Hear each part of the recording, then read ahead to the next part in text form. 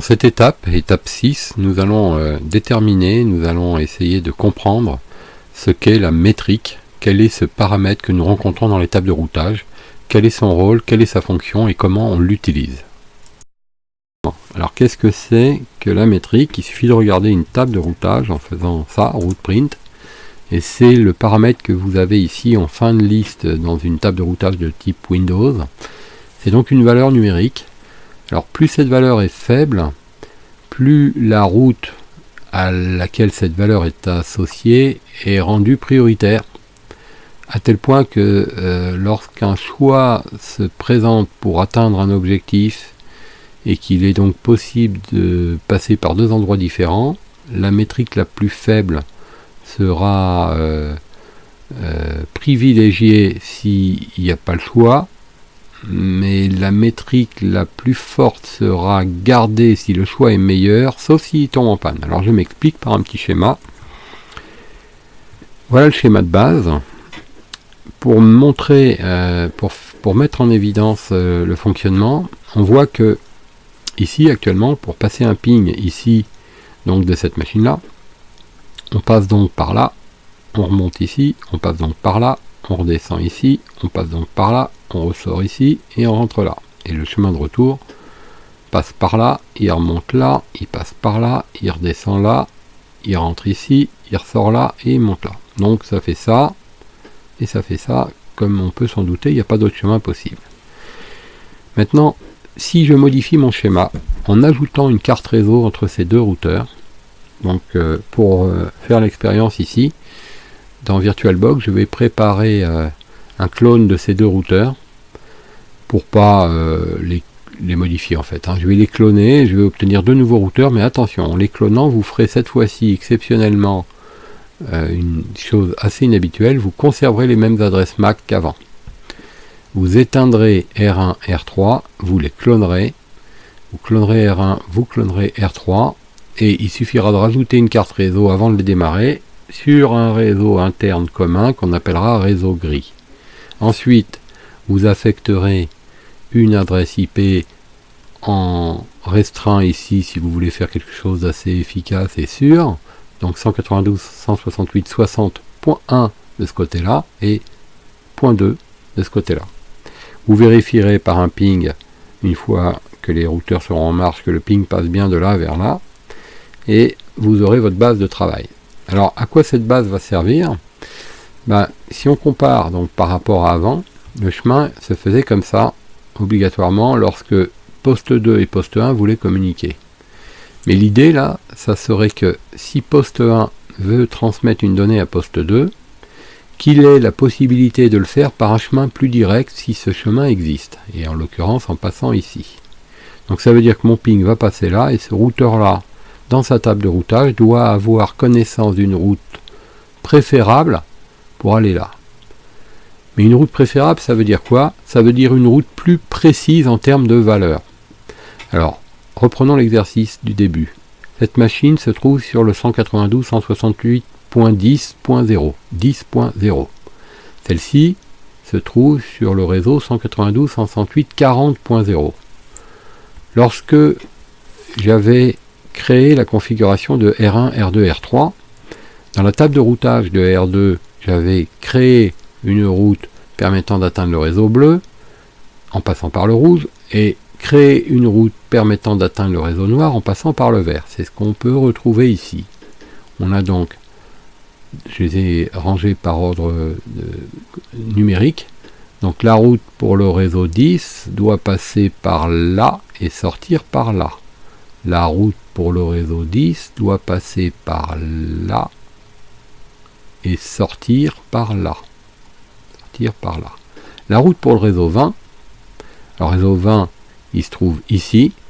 Il n'y a pas besoin de l'aide d'aucun des deux routeurs. C'est donc R2 qui va gérer l'accès direct à cette route. Il passe par lui, il sort par lui. De ce côté-là.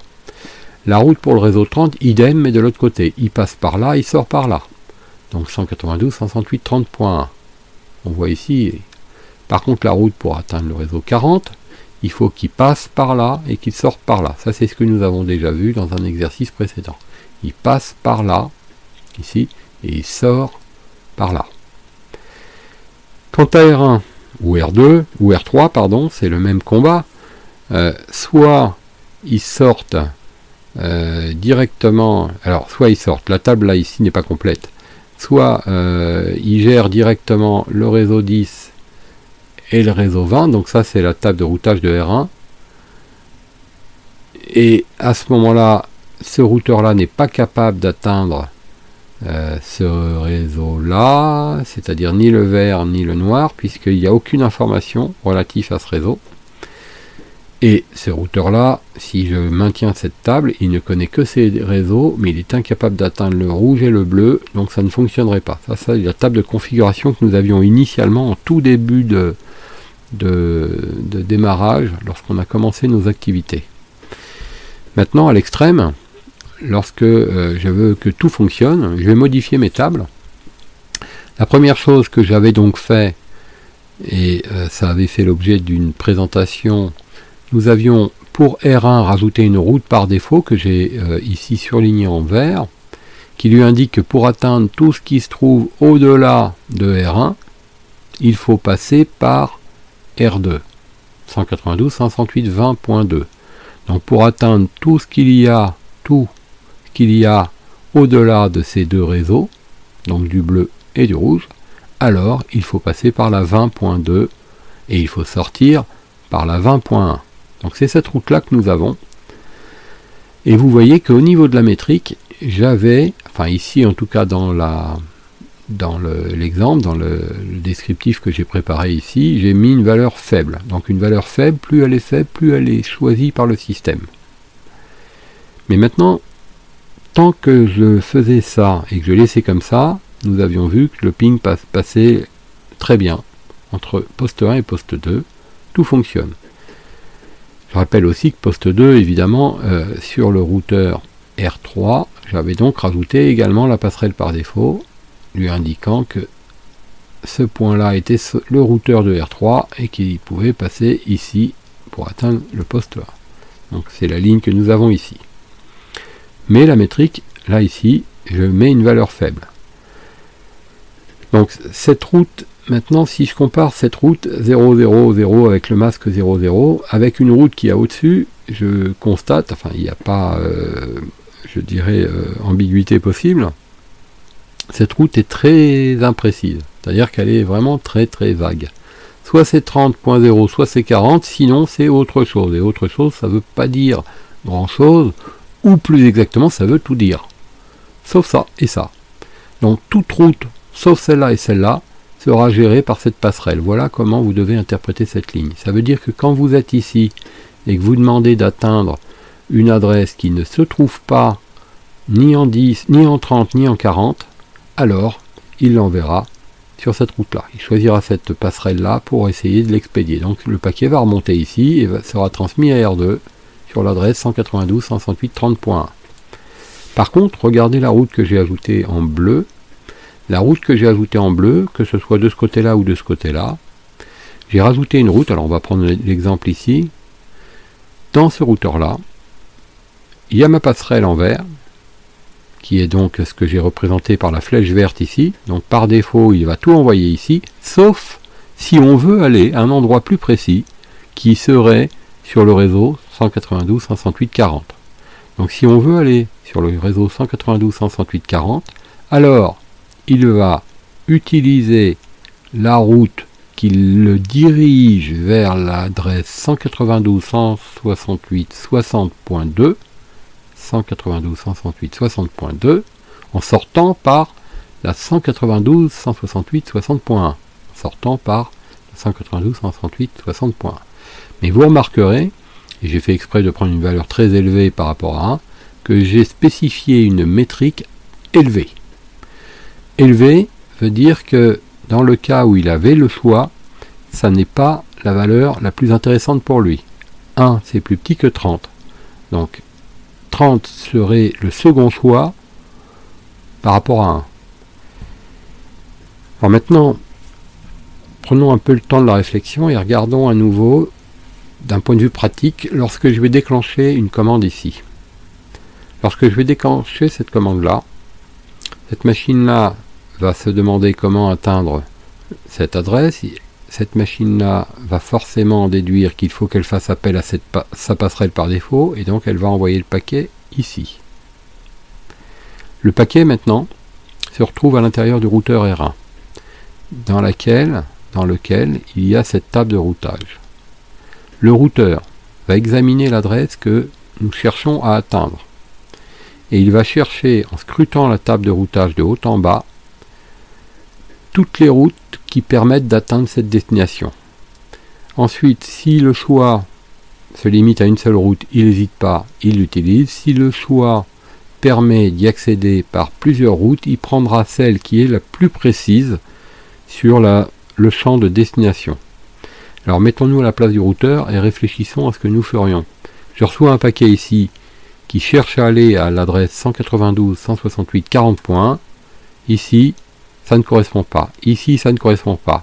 Ici, c'est faisable, c'est bon. Ça pourrait le faire. À ce moment-là, si j'utilisais cette route, je l'enverrais à l'adresse de passerelle 192.168.20.2, c'est-à-dire celle-là.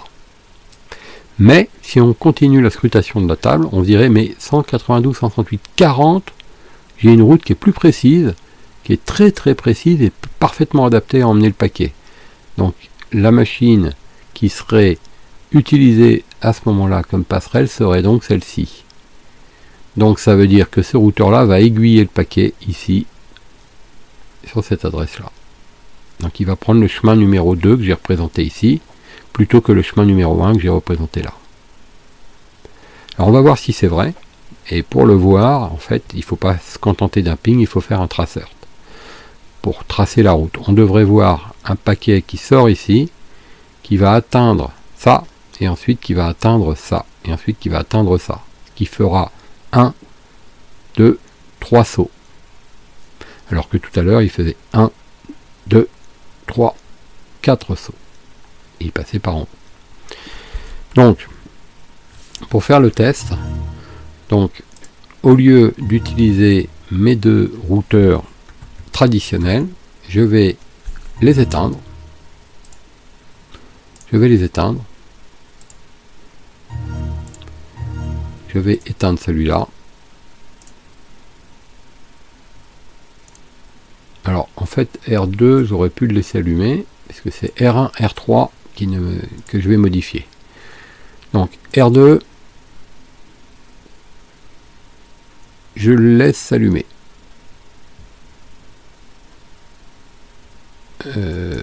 J'ai R1 et R3 avec 3 cartes que je vais allumer. Donc voilà, c'est là et R2, nous les laissons allumer.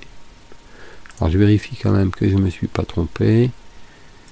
Alors là, c'est à vous de faire vraiment les vérifications. Donc, ce que j'ai fait, c'est que R1, j'ai donc cloné mon ancien R1 qui était ici. Lui, il n'avait que 2 cartes, vous voyez, la bleue et la rouge. Et là, j'ai créé un réseau gris. Et je l'ai ajouté sur la 3e carte. Donc j'ai activé une 3e carte, je l'ai mis sur le réseau gris. J'ai fait pareil pour R3. Donc R1 et R3 ont donc maintenant 2 cartes réseau. Enfin 3 cartes réseau. R2 n'a pas changé. Lui, c'est toujours le même.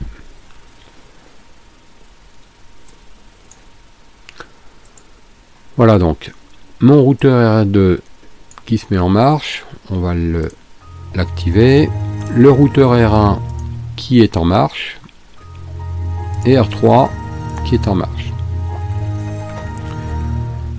On va vérifier que mon R1 possède bien 3 cartes réseau et la 3e carte serait donc 192.168.60.1 masquée en 30 bits.